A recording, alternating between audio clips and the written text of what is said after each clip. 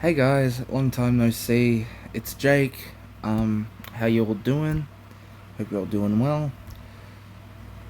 This is gonna be my top 20 songs to come out in 2024. Let's do this. Now there's an accompanying playlist. I'll put it in the description. Not number one.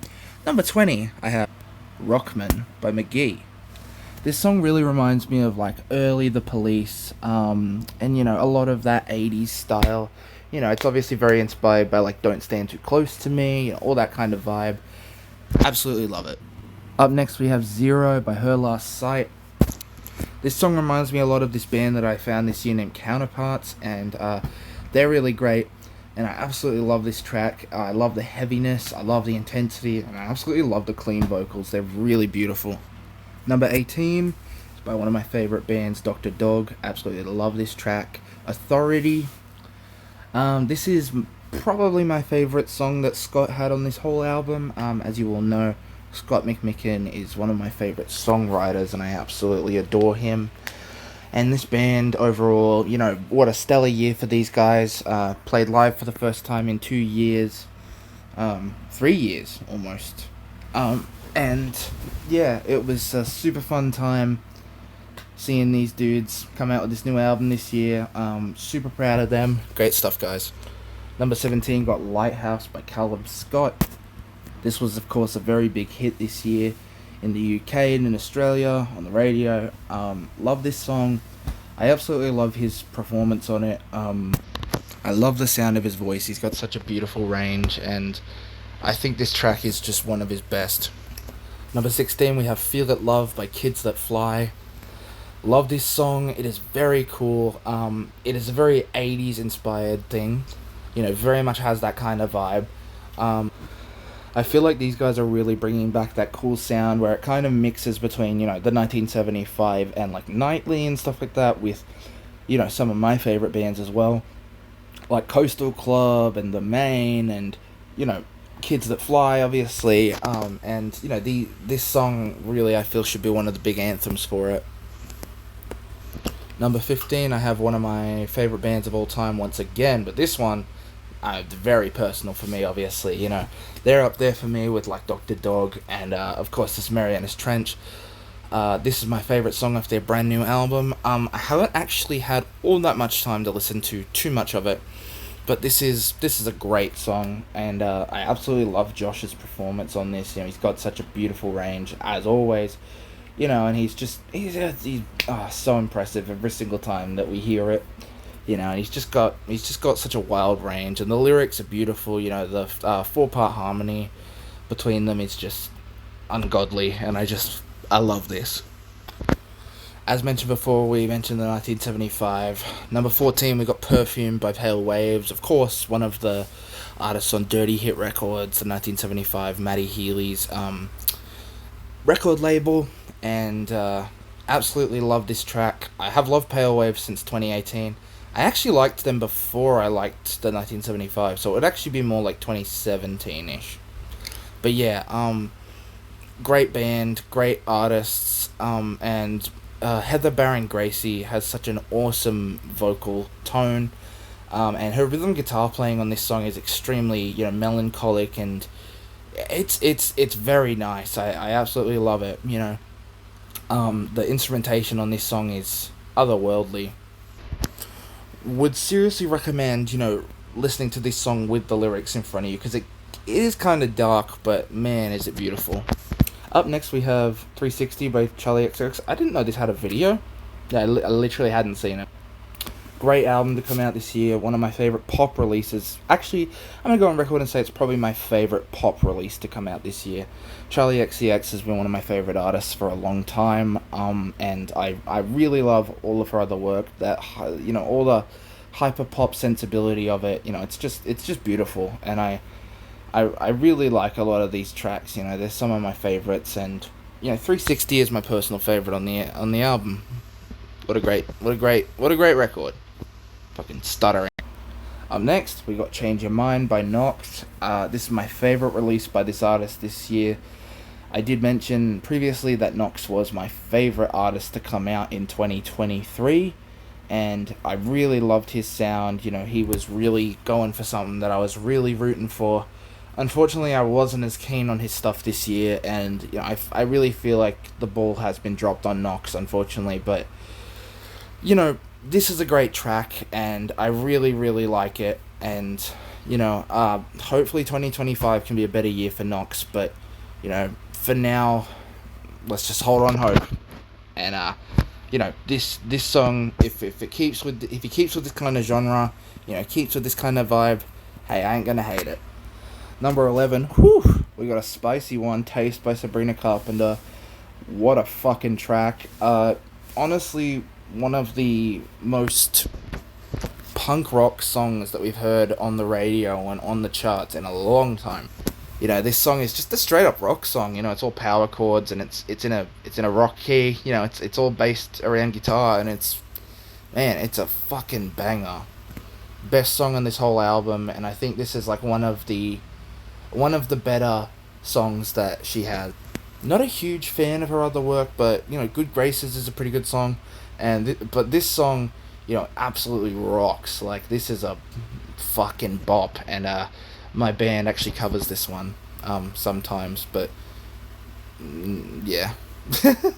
Well, oh, actually no. I guess I'll say real quick. We don't cover it, but we've been thinking about it because we're like, damn, this is like such a great song. Love this track. Up next, we got "You're Still in My Way" by The Story So Far. One of the best releases to come out this year was this album. There was some fucking... I gotta give a shout out to my mate Kai real quick. I gotta say, you know, he went all out on this album. Went fucking all out on The Story So Far this year, but especially this album. What a great record, you know.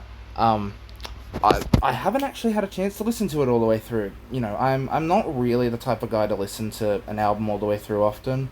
Unfortunately, you know, I really want to, you know, eventually, but I love this track, and I think this is one of the best off the album, and yeah, I really love the punky energy. It also reminds me a lot of another song, specifically the track "Footprints" by Waster. So yeah, check that one out too. Up next, we got... I mean, come on, you know I love this fucking dude. I have a tattoo of his fucking artwork on my arm of his Ruiner album. I love Nothing Nowhere, bro. I just love him so much. We got Pity Party, and man, it was right off the bat one of my favorite tracks to come out this year. What a great song, you know. This is my favorite song off of Dark Magic, and I think this is one of the more eclectic, you know, on the album. You know, I feel like it really, it doesn't, it is, hold on. I'm so polite, aren't I? It's one of the more eclectic on the album, you know. It really differs from other things. And, you know, other songs on this album I was really keen on, you know. For example, Tanucci, Bad Luck, you know, they're two of my favorites from this album, but Pity Party, what a banger. Definitely check out this album, though. Check out every release that Nothing Nowhere released this year. He's on a fucking roll. Shout out to Joseph.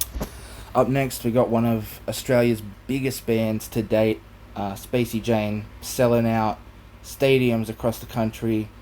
One Bad Day is the song that blew them up this year, or at least to me, blew them up, I guess. I've been playing this song since January, and I absolutely fucking love it.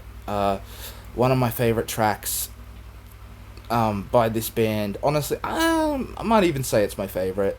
I do really like it. But yeah, this band really has blown up over the last couple of years. If you haven't heard of them, check them the fuck out. But if you're from Australia, you would have already known them.